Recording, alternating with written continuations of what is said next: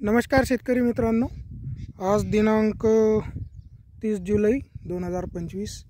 तर आपण आपल्या सोयाबीनच्या प्लॉटमध्ये आहोत. मित्रांनो, आपल्या इथे अमरवेल हा सोयाबीनमध्ये दिसत आहे. याचा आपण बंदोबस्त फक्त पूर्ण झाड उपडूनच करू शकतो, कारण की रासायनिकमध्ये पेंडामिथिलीन याचा पेंडामिथिलीन हे तणनाशक वापरण्याचं लोकांनी शिफारस केलेली आहे. परंतु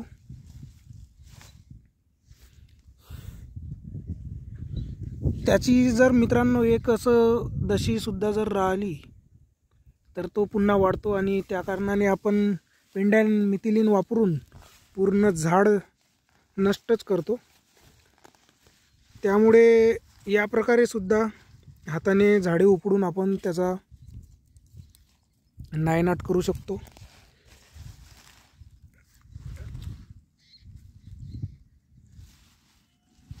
पेंडामिथिलीन वापरून मित्रांनो, पेंडामिथिलीन हे आपल्याला 2दा फवारावं लागते.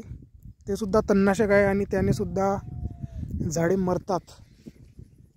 त्या कारणाने मॅन्युअली हे करणं सोपं जाईल मजुरांच्या सहाय्याने, किंवा कमी प्रमाणात असेल तर स्वतःसुद्धा करू शकता. हे तण मित्रांनो सुरुवातीला जमिनीतून येते आणि काही दिवसानंतर त्याचं मूळ संपून जाते आणि आपल्याला त्याच्या मुळाचा शोध लागत नाही. डायरेक्ट आपल्याला पूर्ण हिरव्या द्विदल वनस्पतींवर, जसे की सोयाबीनमध्ये जास्त प्रमाणात हे विदर्भात आढळते.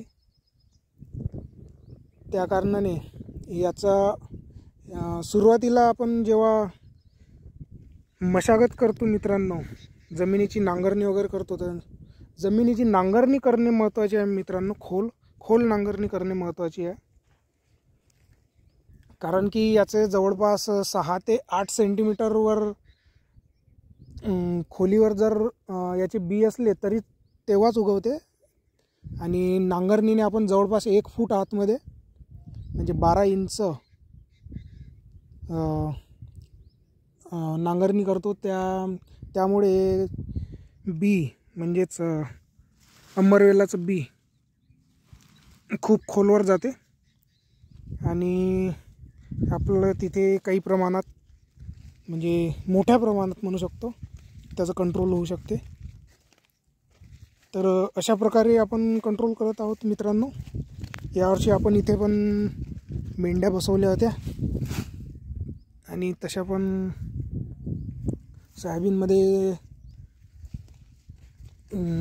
अमरवेल दिसतेच, परंतु यावर्षी जास्त दिसत नाही आहे. परंतु खूप जागी आता येत आहे. आता पाणी कंटिन्यू जवळपास 15 दिवसापासून सुरू आहे, तर आपल्याला दिसत आहे मित्रांनो.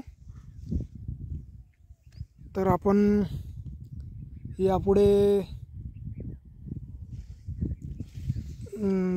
थोडी जास्त आपल्याला फिरावं लागेल शेतामध्ये. जिथे जिथे दिसेल तिथे आपण त्याचा असाच आपण बंदोबस्त करणार आहोत. कारण की पेंडामिथिलीन मारून मित्रांनो ते 2दा मारावं लागते, आणि थोडं जरी त्याची अमरवेलचं थोडा जरी पार्ट किंवा थोडीसं जरी राहिलं तरी ते पुन्हा झाडं घेऊन घेते.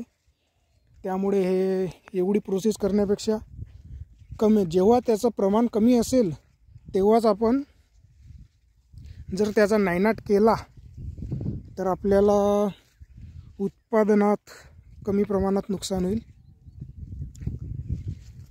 तर एवढंच सांगायचं होतं मित्रांनो. तुमच्याकडे जर काही आणखी हे असेल, उपाय असेल तर सांगू शकता. सध्या तरी आपण अशाच प्रकारे हे करत आहोत. जवळपास 100% नुकसान होण्याची भीती राहते मित्रांनो अमरवेलमध्ये, कारण की हे जेव्हा कमी प्रमाणात असते तेव्हा आपल्याला काही वाटत नाही, परंतु हे दररोज डेली 7 सेंटीमीटरपर्यंत वाढू शकते मित्रांनो. त्या कारणाने याचा वेळीच बंदोबस्त करावा लागतो, नाहीतर उत्पादनात खूप मोठ्या प्रमाणात आणि जर काही कंट्रोल केला नाही तर 100% सुद्धा नुकसान होऊ शकते मित्रांनो. कारण की हे परोपजीवी म्हणजेच दुसऱ्या वनस्पतीवर जगणारा आहे मित्रांनो. म्हणजेच ज्या वनस्पतीवर हे वाढते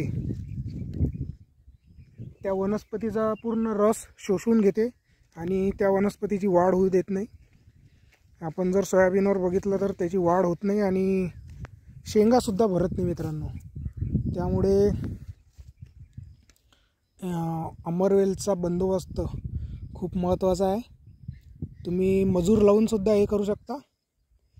आपण सुरुवातीला झाडं आपल्याला उपटावी वाटत नाही मित्रांनो, परंतु त्याचा जर आपण हे बघितला, जर त्याचा इम्पॅक्ट बघितला अमरवेलचा, तर आपल्याला मोठ्या प्रमाणात नुकसान होऊ शकते.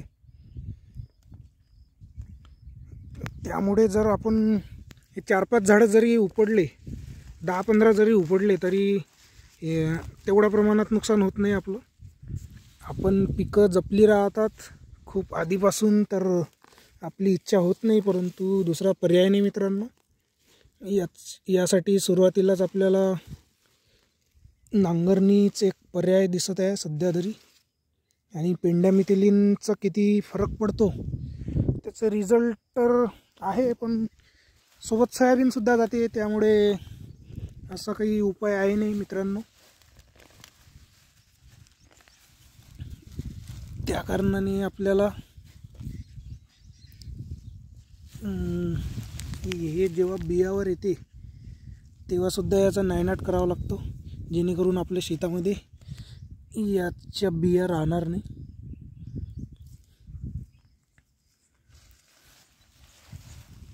तर बघू शकता मित्रांनो, इथे याची मुळी दिसत आहे. मुळी म्हणू शकतो मित्रांनो, परंतु इथे शेंडा पण दिसत आहे बघा. शेंडा म्हणजे तो आतमध्ये आणखी जमिनीत जात आहे मित्रांनो. खूप फास्ट वाढते मित्रांनो, हे कंट्रोल करायला खूप अवघड आहे. त्या कारणाने आपल्याकडे याशिवाय पर्याय नाही आहे. तुमच्याकडे काही असल्यास नक्की कळवा.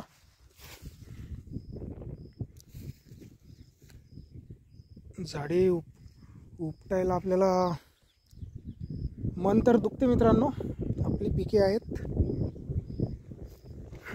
लहानपणापासून आपण त्यांचा सांभाळ करतो, पण शेवटी काय बघू मित्रांनो. बाकी तुमच्याकडे काही उपाय असेल तर नक्की कळवा. इथेच थांबतो. पुढील नियोजन आपण सांगू. आपलं तुरीचं नियोजन आहे. तुरीला ड्रेंचिंग करायचं आणि एक फवारणी ते काढणार आहोत. तर पुढील नियोजन सांगू मित्रांनो. तुमच्याकडे काही उपाय असल्यास सांगावे. धन्यवाद.